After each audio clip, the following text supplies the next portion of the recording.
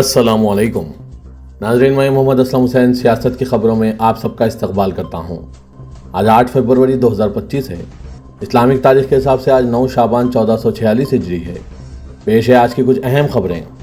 गुजरात इंतजामिया ने बेट द्वारका इलाके में 12 मजहबी इमारतों पर बुलडोजर चला दिया है। दिक्लेरान की एक रिपोर्ट के मुताबिक जिन इमारतों को मुनहदिम किया गया इनमें मस्जिदें, दरगाहें और कब्रस्तान शामिल हैं। ये कार्रवाई हाईकोर्ट से मुस्लिम फरीक की अपील खारिज होने के बाद गुज़िश्ता रोज उजलत में अंजाम दी गई ताकि मुस्लिम जमात ट्रस्ट मस्जिद को कानूनी चाराजोई ना कर सकें। इंतजामिया का इल्ज़ाम है कि ये इमारतें गैर कानूनी और अवामी ज़मीन पर कब्जा थी। गुजरात हाईकोर्ट में मुस्लिम जमात ट्रस्ट ने यह साबित करने की भी भरपूर कोशिश की कि ये ज़मीन वक्फ की है, ताहम वो कामयाब नहीं हो सका। अर्जी गुजार की जानिब से कोर्ट में दी गई दलील में ये अपील भी शामिल थी कि इन इमारतों से मुकामी अफराद के मजहबी जज्बात वाबस्ता हैं। इसके साथ ही पिटीशन में कोर्ट को आगाह किया गया कि ये इमारतें मुकामी मुसलमानों के अकीदे का हिस्सा बन चुकी है। इसके साथ ही कोर्ट को कानूनी निकात का हवाला देते हुए आगाह किया गया कि इनको ज़िले इंतजामिया ने जो नोटिस भेजे हैं वो कानूनी तौर पर गलत है। बहरहाल अवाम की एक ना सुनते हुए किए गए इस इंहदाम के खिलाफ मुकामी सतह पर न सिर्फ बरहमी है बल्कि अवाम ने घरों से निकलकर बड़े पैमाने पर एहतजाज की कोशिश भी की।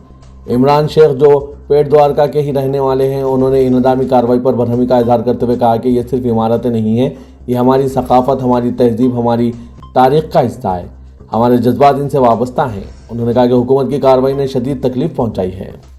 वाज़ है कि यह इंहदामी कार्रवाई भूपेंद्र पटेल हुकूमत की गुजरात भर में गैर कानूनी तामीरात के खिलाफ मुहिम का हिस्सा है, जो सिर्फ एक मखसूस तबके के लिए की जा रही है। आज के इस खबरनामे को नूरानी लिबास की जानिब से स्पॉन्सर किया जा रहा है।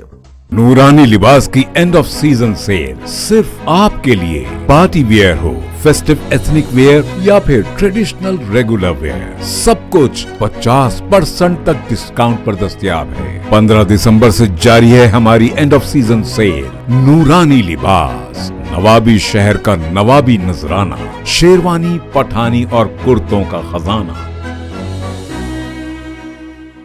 अमेरिकी सदर डोनाल्ड ट्रंप के इक़दाम की वजह से अमेरिका से डिपोर्ट किए जा रहे हिंदुस्तानियों की हथकड़ी लगाकर लाने और इनसे गैर इंसानी सलूक करने का मामला अभी तक ठंडा नहीं हुआ है और इसी दौरान ये इत्तला मौसूल हुई है कि अमेरिका से मजीद 487 हिंदुस्तानी तारिकीन वतन को डिपोर्ट किया जा रहा है। इस इत्तला से पूरे मीडिया और सियासी हलकों में हलचल मच गई है।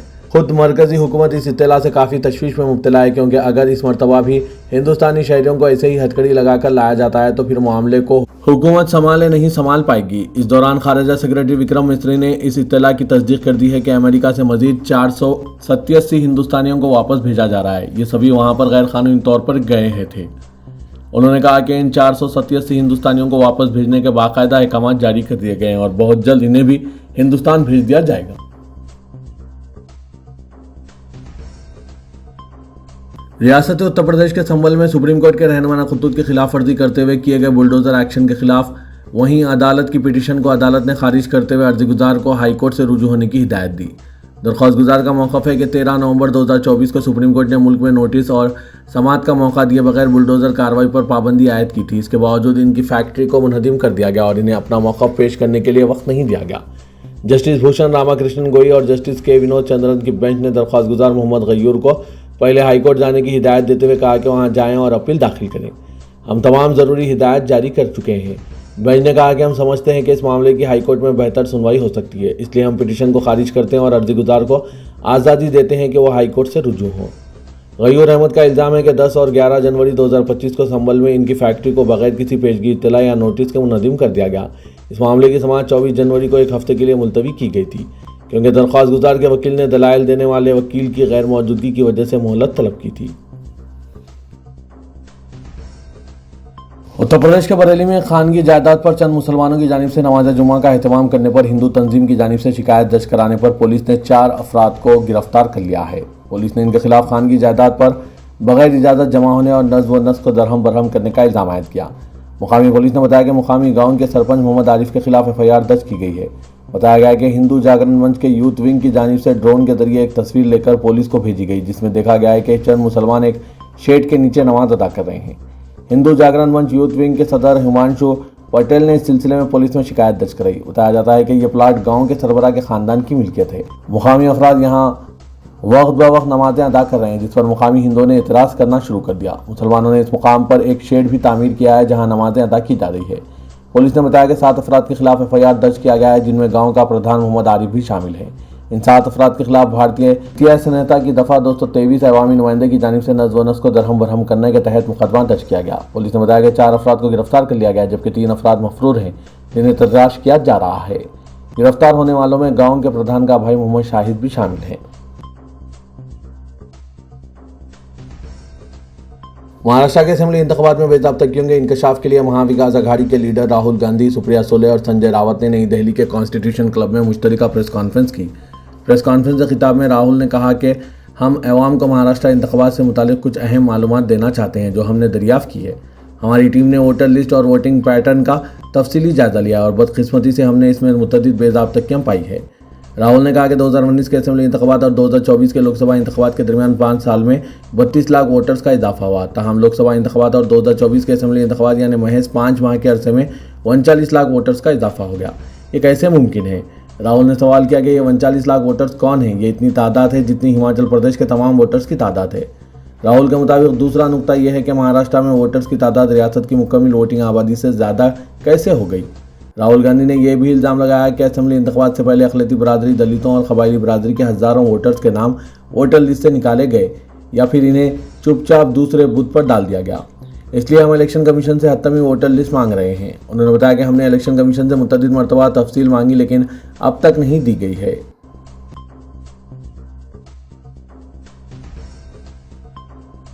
उत्तर प्रदेश के प्रयागराज के महाकुंभ मेले में जुम्मे को फिर आग लग गई। शंकराचार्य मार्ग पर वाक़ सेक्टर 18 में स्कैन के कैंप में लगी आग ने 32 खैमों को खाकस्तर कर दिया। ताहम इंतजामिया ने दावा किया है कि किसी तरह का कोई जानी नुकसान नहीं हुआ।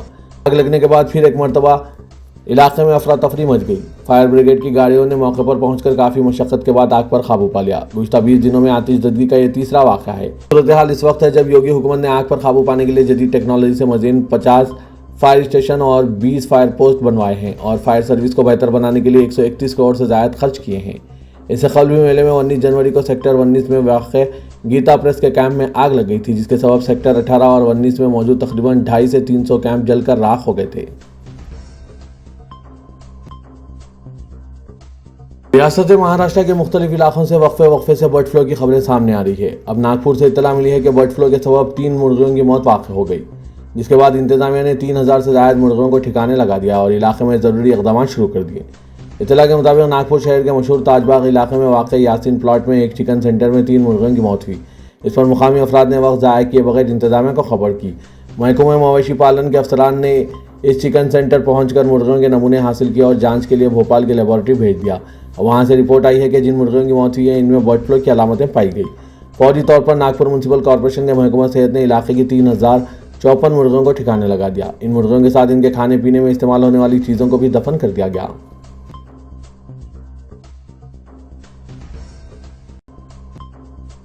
तेलंगाना हुकूमत ने नए राशन कार्ड्स के लिए मी सेवा मराकज़ पर दरख्वास्तों के अदखाल की सहूलत का ऐलान कर दिया है। हुकूमत ने मी सेवा कमिश्नर को हिदायत दी है कि राशन कार्ड के लिए नई दरख्वास्तें मी सेवा मराकज़ पर कबूल की जाएंगी। महकमा सिविल सप्लाईज के अहदेदारों ने अहकाम जारी कर दिए। नए राशन कार्ड की मंजूरी के लिए तेलंगाना हुकूमत ने पहले ही रहनुमा खतूत जारी कर दिए थे। कमिश्नर सिविल सप्लाईज की जानिब से कमिश्नर मी सेवा को मकतूब रवाना किया गया, जिसमें कहा गया कि काबीनी सब कमेटी ने नए कार्ड्स की इजराई के लिए हुकूमत को सिफारिशात पेश की है। चीफ सेक्रेटरी ने सरकारी स्कीमात से इस्तेफादे के लिए प्रजा पालना सेवा केंद्र में दरख्वास्तों के अदखाल की सहूलत फराहम की है। कमिश्नर मी सेवा से दरख्वास्त की गई है कि नए राशन कार्ड की दरख्वास्तें रियासत के तमाम मी सेवा मराकज़ पर कबूल की जाएंगी ताकि मुस्तहिक़ अफराद को राशन कार्ड जारी किया जा सके। तेलंगाना के वज़ीर रेवंत रेड्डी का 2 रोज़ा दौरा दिल्ली इख्तिताम को पहुंचा और कांग्रेस हाईकमान ने प्रदेश कांग्रेस कमेटी के आमेला की तश्कील को मंजूरी दे दी है। Chief minister Revanth Reddy, deputy chief minister Bhatti Vikramarka, सदर प्रदेश कांग्रेस महेश कुमार गौड़, वजीर आपाशी उत्तम कुमार रेड्डी ने नई दिल्ली में सदर कांग्रेस मल्लिकार्जुन खड़गे से मुलाकात की और इन्हें तेलंगाना में तबक़ाती सर्वे और एससी ज़ुमराबंदी से मुतालिक रिपोर्ट से वाकिफ़ कराया। बीसी तबक़ात और एससी तबक़ात के लिए नलगुंडा और मेदक अजला में 2 बड़े जलसे आम मुनक़िद करने के फैसले से मल्लिकार्जुन खड़गे को वाकिफ़ कराया गया और इन्हें जलसों में शिरकत की दावत दी गई। बास वज़राए के मुताबिक मल्लिकार्जुन खड़गे ने तबक़ाती सर्वे और एससी ज़ुमराबंदी से मुतालिक फैसलों को अवाम तक पहुँचाने के लिए पार्टी कायदीन को मुतहरिक होने का मशवरा दिया। खड़गे ने कायद अपोजिशन राहुल गांधी से मुशावरत के बाद तेलंगाना के दौरे को खतिया देने का तयक़ुन दिया। तेलंगाना के वज़ीर रेवंत रेड्डी ने वाज़ेह किया कि तेलंगाना काबीना में तौसी का फिलवक्त कोई मंसूबा नहीं है और यह फैसला कांग्रेस आला कमान करेगा। नई दिल्ली में मल्लिकार्जुन खड़गे से मुलाकात के बाद मीडिया के नुमाइंदों से बात करते हुए चीफ मिनिस्टर ने काबीना में फौरी तौर पर तौसी के इम्कानात को मुस्तरद कर दिया। उन्होंने कहा कि वजारत में कब तोसी हो और बहैसियत वजीर किसको शामिल किया जाए, इस बात का ख़तई फैसला हाईकमान करेगा। मैंने वजारत के लिए किसी का नाम तजवीज़ नहीं किया। उन्होंने कहा कि काबीना की तोसी के मामले में मेरी कोई मदाखलत और रोल नहीं है। इस सिलसिले में फ़ैसला करना हाईकमान का काम है। तोसी से मुतालिक मुख्तलिफ नामों के ज़ेर गश्त होने पर तबसरा करते हुए रेवंत रेड्डी ने कहा है कि मैंने किसी के नाम की सिफारिश नहीं की है। हाईकमान ने मुझे जो जिम्मेदारी दी है मैं इसकी तकमील की मसाई कर रहा हूँ। पार्टी और हुकूमत में जो कुछ भी हो रहा है इससे हाईकमान अच्छी तरह वाकिफ है। हैदराबाद मेट्रो ने एक और कारनामा अंजाम दिया है। साल 2024 के लिए बेहतरीन लैंडस्केप गार्डन के जुमरे में 8 गोल्डन अवार्ड्स और एक रोलिंग ट्रॉफी हासिल की। तेलंगाना के महकमा बागबानी के ज़ेर-ए-तमाम गार्डन फेस्टिवल का एहतमाम किया गया था, जिसमें हैदराबाद मेट्रो रेल लिमिटेड ने ये अवार्ड्स हासिल किए। ग्रीन लाइन से जुमला 57 मेट्रो स्टेशनों को बेहतरीन इंतजाम के लिए 8 गोल्डन गार्डन और एक रोलिंग ट्रॉफी दी गई। ये मुसलसिल 6ठा साल जब हैदराबाद मेट्रो को ये एजाज़ात हासिल हुए। शेख यास्मीन बादशाह डायरेक्टर हॉर्टिकल्चर ने हैदराबाद पब्लिक गार्डन में मुनक़िदा एक तकरीब में HMRL को रोलिंग ट्रॉफी पेश की। सदर कांग्रेस मल्लिकार्जुन खड़गे ने तेलंगाना में प्रदेश कांग्रेस कमेटी के आमेला में समाजी इंसाफ को मलहूज रखने की हिदायत दी। वज़ीर आला तेलंगाना रेवंत रेड्डी, सदर प्रदेश कांग्रेस महेश कुमार गौड़ का ताल्लुक BC तबके से है, लिहाजा वर्किंग प्रेसिडेंट के 4 ओहदों पर मुस्लिम, SC, ST और OC तबकात को नुमाइंदगी का फैसला किया गया। पार्टी में वर्किंग प्रेसिडेंट का ओहदा अहमियत का हामिल है। बताया जा रहा है कि 50 से 60% BC कायदीन को पार्टी आमेला में नुमाइंदगी दी जाएगी। वर्किंग प्रेसिडेंट के ओहदे के लिए जो कायदीन दावेदार हैं, इनमें SC तबके के मादिगा जिली तबके से ताल्लुक़ रखने वाले A लक्ष्मण रुकने पार्लियामेंट भोंगीर, CH किरण कुमार रेड्डी, सदर जिला कांग्रेस खैरताबाद रोहन रेड्डी और मुत्तहदा वरंगल जिला रुकने असेंबली N राजेंद्र शामिल हैं। अक़लियती तबके से क्रिकेटर मोहम्मद अजहरुद्दीन और नामपल्ली इंचार्ज मोहम्मद फेरोज़ खान के नाम ज़ेर गौर हैं। मौजूदा कमेटी में अजहरुद्दीन वर्किंग प्रेसिडेंट और फेरोज़ खान जनरल सेक्रेटरी हैं। ST तबके से वर्किंग प्रेसिडेंट के दावेदार B नायक और रुकने पार्लियामेंट महबूबाबाद बलराम नायक शामिल हैं।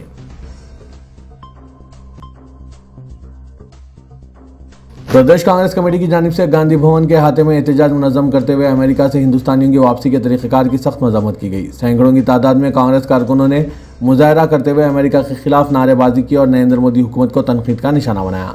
हुकूमत के मुशीर मोहम्मद अली शब्बीर, सदर महिला कांग्रेस सुनीता राव, साबिक़ रुकने Rajya V Hanumantha Rao, general secretary प्रदेश कांग्रेस और इंचार्ज नामपल्ली मोहम्मद फेरोज़ खान ने एहतजाज की क़यादत की। एहतजाजी कांग्रेसी कारकुनों के हाथों में मोदी और ट्रंप हुकूमतों के खिलाफ नारों पर मुश्तमिल प्ले कार्ड्स थे। वो मुजरिमीन की तरह हिंदुस्तानी नौजवानों के साथ सलूक पर एहतजाज कर रहे थे। कांग्रेस कायदी ने कहा कि हिंदुस्तानी नौजवानों को सफ़र के दौरान दहशतगर्दों की तरह बेड़ियों में कैद रखा गया। हिंदुस्तानी शहरियों की तौहीन नरेंद्र मोदी और BJP के लिए बात शर्म है। हिंदुस्तान ने अमेरिका के आगे घुटने टेक दिए हैं। हालांकि हुकूमत की जिम्मेदारी थी कि वो हिंदुस्तानी नौजवानों का दिफा करती और इन्हें सिविलियन फ़्लाइट्स के ज़रिए वापसी का इंतज़ाम करती। मीडिया से बात करते हुए फेरोज़ खान ने कहा कि कांग्रेस पार्टी मुल्क गिर सतह पर अमेरिकी पॉलिसी के खिलाफ एहतजाज मुनज़्ज़म कर रही है। उन्होंने कहा कि राहुल ने पार्लियामेंट और इसके बाहर एहतजाज के जरिए हिंदुस्तानियों के जज्बात की तर्जुमानी की है। मजलिस बचाओ तहरीक के तर्जुमान अमजदुल्ला खान खालिद ने निज़ामाबाद में मजलिस बचाओ तहरीक के पार्टी ऑफिस का इफ्तिताह अंजाम दिया। इस मौके पर मुखातिब करते हुए रियासती हुकूमत की जानिब से ज़ात पात पर मबनी सर्वे को गलत करार देते हुए कहा कि साल 2012 में मुसलमानों की आबादी का तनासुब 12% था और साल 2025 में भी मुसलमानों की आबादी का तनासुब 12% है, लिहाजा ये सर्वे गलत और गुमराहकुन है। अमजदुल्ला खान खालिद ने कहा कि सर्वे को कबूल करने वाले अफराद मुसलमानों के खुले दुश्मन हैं, क्योंकि कई अफराद सर्वे के बारे में बुलंदबांग दावे कर रहे हैं। क्या 12 साल का अरसा गुजरने के बावजूद भी तेलंगाना में मुसलमानों की आबादी सिर्फ 12% रह गई है?